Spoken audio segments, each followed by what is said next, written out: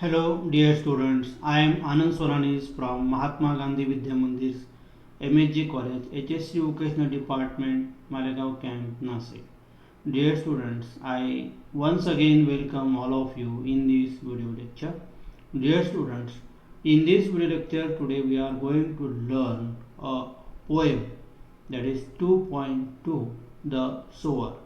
The poem is written by a French poet, Victor Hugo, and this poem is translated by the Indian poetess Turulata Datta. So let's look at the introduction of this poem.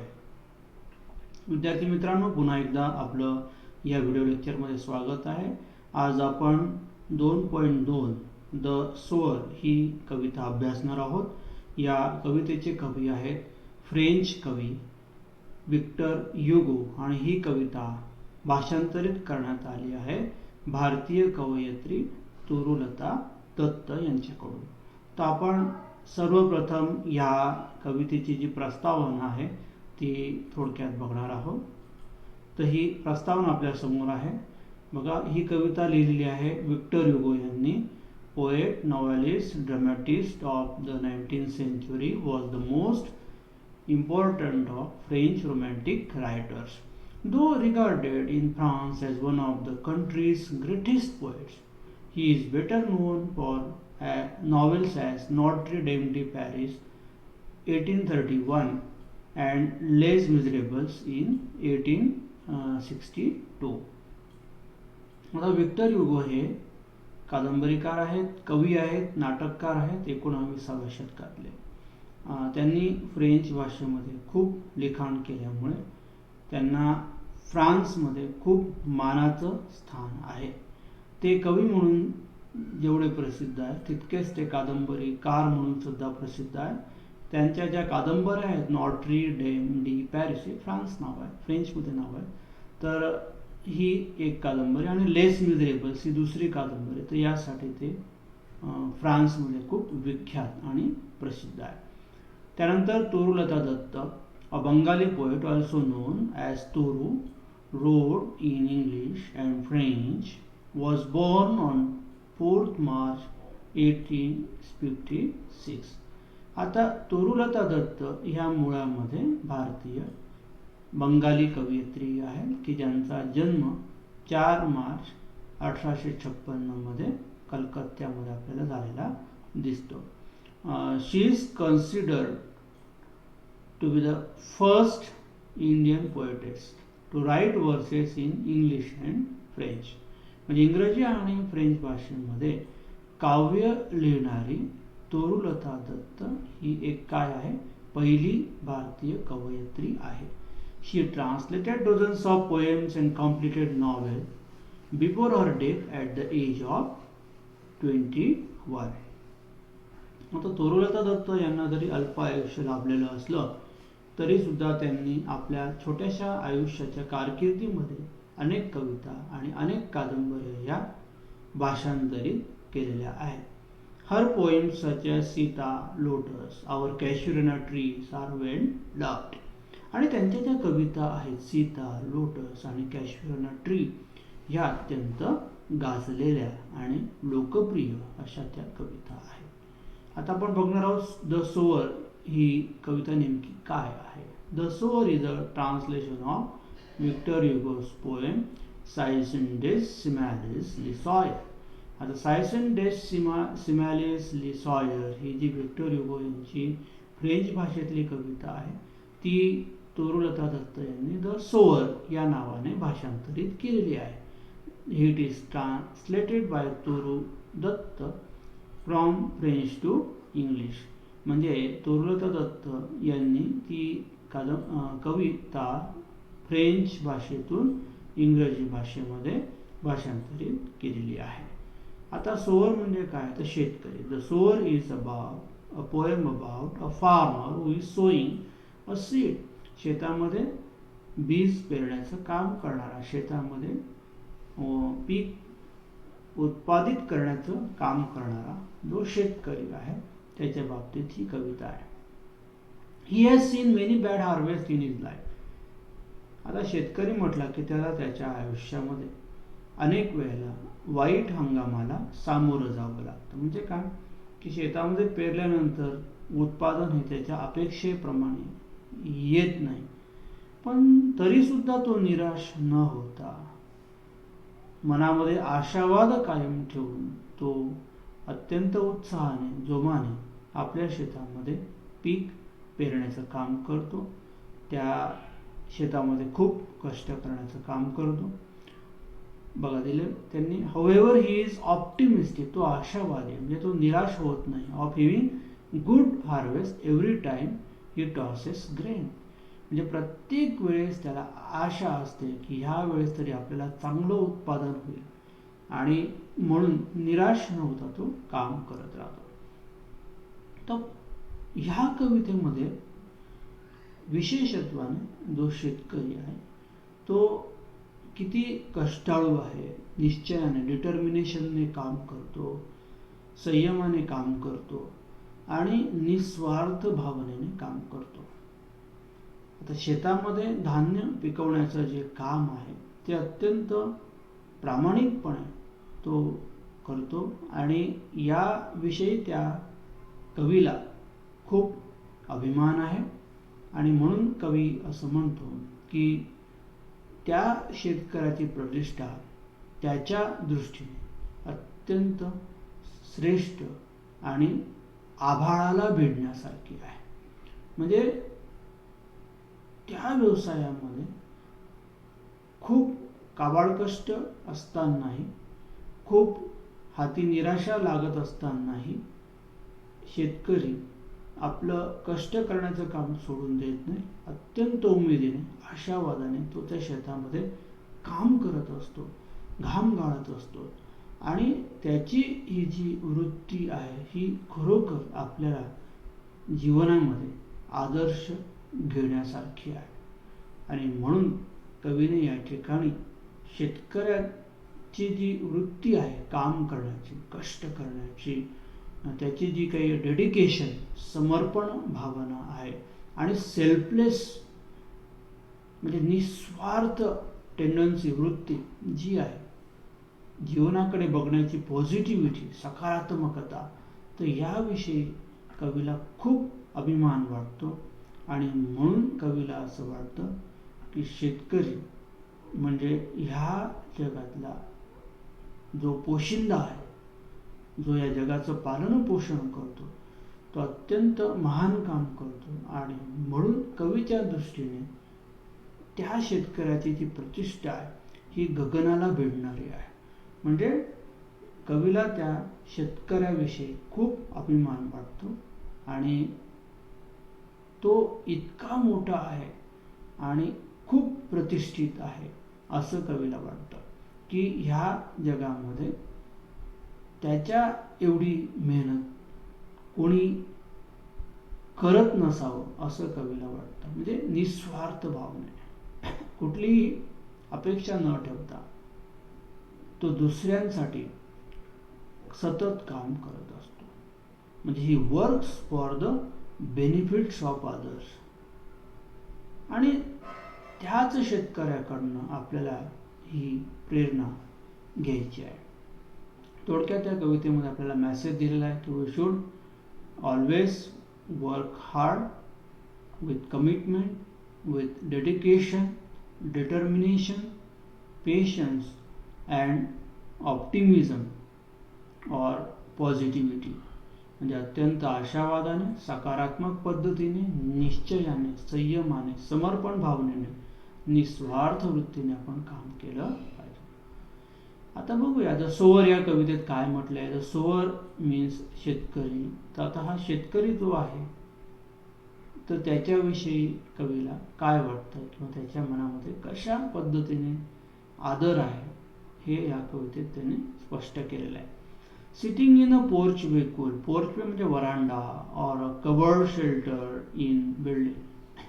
कवी एका वरांड्यामध्ये बसलेला आणि तो अत्यंत शांतपणे बसलेला.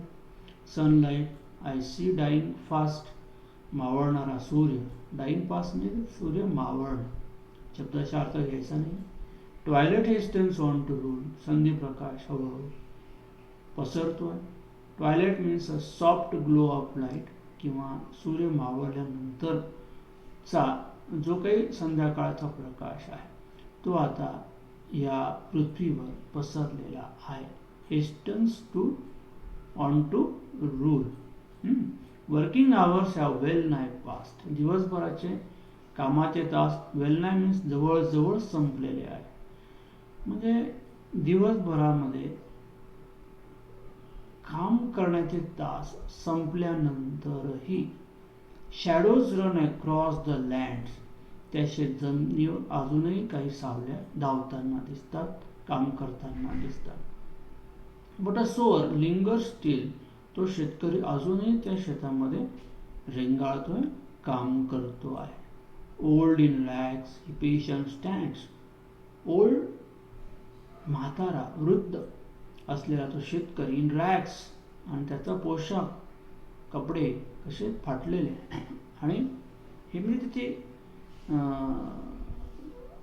गरिबी दर्शवणारे, पण असं असलं तरी तो अत्यंत स्वाभिमानी आहे. Old in rags he patient stands, अत्यंत संयमाने तो त्या शेतामध्ये उभा आहे. Looking on I feel a thrill, आणि त्या शेतकऱ्याकडे बघून मला अत्यंत रोमहर्षक वाटतं, आश्चर्य वाटतं.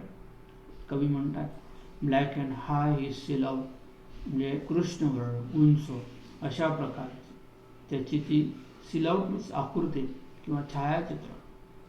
सील आउटचा अर्थ दिला shape, outline or someone against brighter background, प्रखर प्रकाशामध्ये दिसणारा आकार किंवा छायाचित्र. तर संध्याकाळच्या प्रकाशामध्ये कवीला जे त्याचं छायाचित्र किंवा त्याची जी इमेज दिसते आहे सील आउट, तर ती कशी आहे, ब्लॅक अँड हाय, कृष्णवर्ण आणि उंच अशा प्रकारची, श्रेष्ठ अशा प्रकारची ती इमेज. डॉमिनेट्स फरोज डीप, त्या शेतामध्ये ज्या काही पेरण्यासाठी म्हणून रेषा आखलेल्या आहेत, फरोज, त्या चाऱ्या आखलेल्या आहेत, तर त्यावर तो उभा आहे. डॉमिनेट्स निश्चयाने उभा आहे. डीप कशासाठी, तर बीज पेरण्यासाठी. Now to sow the task is set, आता तो सो म्हणजे पेरण्यासाठी त्या शेतामध्ये उभा आहे. Soon shall a time to reap, आणि ते धान्य पेरत असताना त्याच्या नजरेमध्ये, डोळ्यामध्ये एक आशावाद आहे, त्याच्या मनामध्ये असा विचार आहे की लवकरच आपल्याला हा हंगाम कापता येईल किंवा आपल्याला लवकरच हे पीक मिळेल. Marches he along the plain, march म्हणजे चालणे. इथे मार्च मीन्स विथ डिटर्मिनेशन, फक्त चालणे नव्हे तर निश्चयाने तो त्या शेत जमिनीवर चालतोय.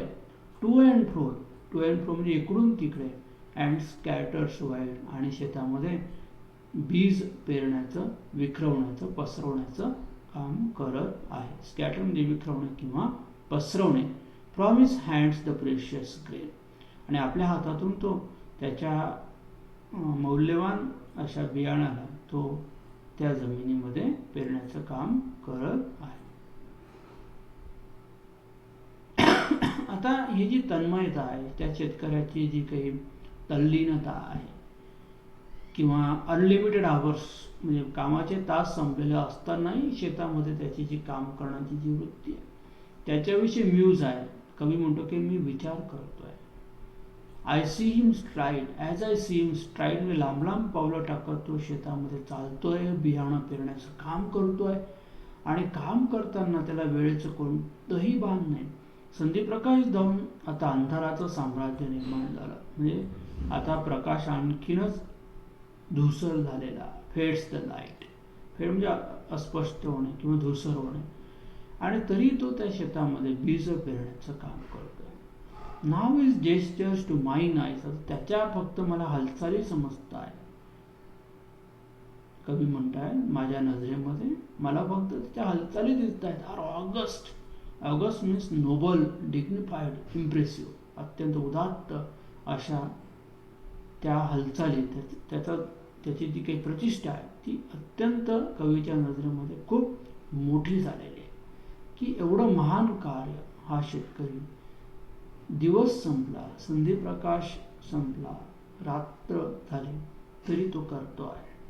म्हणजे रात्रंदिवस त्याची कष्ट करण्याची प्रवृत्ती, त्याच्यामध्ये असलेला डिटर्मिनेशन, निश्चय, पेशन्स, संयम, डेडिकेशन, समर्पण भावना आणि सेल्फलेस म्हणजे निस्वार्थी वृत्ती.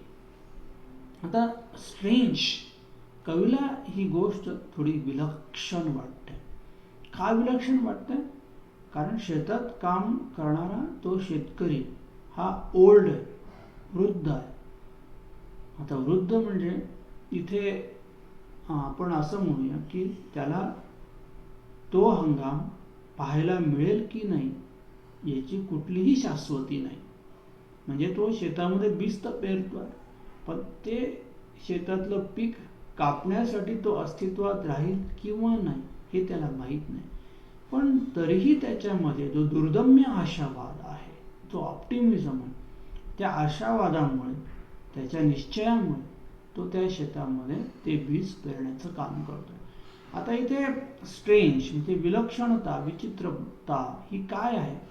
तर he is an old farmer, तो वृद्ध शेतकरी आहे, and he still works on the farm, तरी तो शेतामध्ये काम करतो without any limit of time. कामाची कुठलीही मर्यादा नाही, वेळेची मर्यादा नाही, आणि अत्यंत डेडिकेशन आणि निस्वार्थ वृत्तीने तो काम करतो. इथे स्ट्रेंज म्हणजे लेखकाला विलक्षण का वाटतं? तर because he is old, he is unselfish, he knows that he will not get the benefit of that crop or that harvest. त्याला माहिती आहे की त्या पिकाचा फायदा जरी त्याला होणारा नसला तरी he works for the others, तो दुसऱ्यांसाठी काम करतो. he works to grow crop grain for the others, दुसऱ्यांसाठी पीक धान्य पिकवण्याचं तो काम करतो. म्हणजे इथे त्याची जी निस्वार्थ भावना आहे ही आपल्याला लक्षात येते. स्ट्रेंज ही साईड, आणि त्याच्यामुळे कवीच्या नजरेमध्ये त्याची जी उंची आहे ती खूप मोठी आहे, महान आहे. त्याची जी प्रतिष्ठा आहे seems to touch a starry eyes, म्हणजे आकाशातल्या चांदण्यांना भेटणारी आहे. Means the farmer is the real hero of our life, तो आपल्या जीवनाचा खरा नायक आहे. He is a nourisher, he is a well nourisher of the whole world, तो संपूर्ण जगाचा पोशिंदा आहे. आणि त्याला माहिती आहे की आपण ह्या जमिनीमध्ये जे धान्य पेरतो त्याच्यामुळे या जगातली माणसं जिवंत राहतील, त्यांचं अस्तित्व कायम राहील. आणि ही उदात्त भावना मनामध्ये ठेवून तो शेतकरी त्या शेतामध्ये काम करतो. आणि कवीला याच्याविषयी खूप अभिमान वाटतो, आणि म्हणून कवीला असं वाटतं की त्या शेतकऱ्याची जी काही प्रतिष्ठा, रेपुटेशन हे खूप मोठं आहे, आकाशाला गगनाला भिडणारं, आणि म्हणून कवीला त्या शेतकऱ्याची खूप खूप अभिमान वाटतो. आता ह्या कवितेमध्ये जे काही कठीण शब्द आलेले असतील ते आपण वहीमध्ये निश्चित लिहून काढा. कविता तशी सोपी आहे, पण त्या कवितेचा अर्थ खूप महान आहे, खूप मोठा आहे, तो आपण नीट समजून घ्या. म्हणजे आपल्याला ह्या कवितेतून काय मेसेज किंवा कोणता बोध घ्यायचा आहे, तर तो शेतकऱ्याविषयीचा की जो शेतामध्ये खूप काबाड कष्ट करतो. He works very very hard in the farm, he works for unlimited hours, तो अमर्याद वेळेपर्यंत शेतामध्ये काम करत असतो. He never gets depressed in his life, त्याच्या जीवनामध्ये निराशावादी न होता तो आशावादाने काम करतो. And he works with selfless intention, म्हणजे त्याचं काम करण्याचा हेतू हा निस्वार्थ हेतू आहे. He works for the benefits of other, तो दुसऱ्यांच्या फायद्यासाठी दुसऱ्यांचं पालनपोषण करण्यासाठी त्याच्या शेतामध्ये कार्य करत राहतो. आणि त्याच्या या अखंड कार्याला लेखकाने एक मानवंदना देण्याचा, एक आदर व्यक्त करण्यासाठी म्हणून त्यांनी ही कविता लिहिलेली आहे. आपण या कवितेचा निश्चित अभ्यास करावा, त्याच्यातले काही जे कठीण शब्द आहेत लिहून काढावे, त्याच्यातले जे काही वाक्यप्रयोग आहेत ते आपण लिहून काढावे. तर आपण ही कविता या ठिकाणी संपवलेली आहे. So we shall again meet in our next video lecture.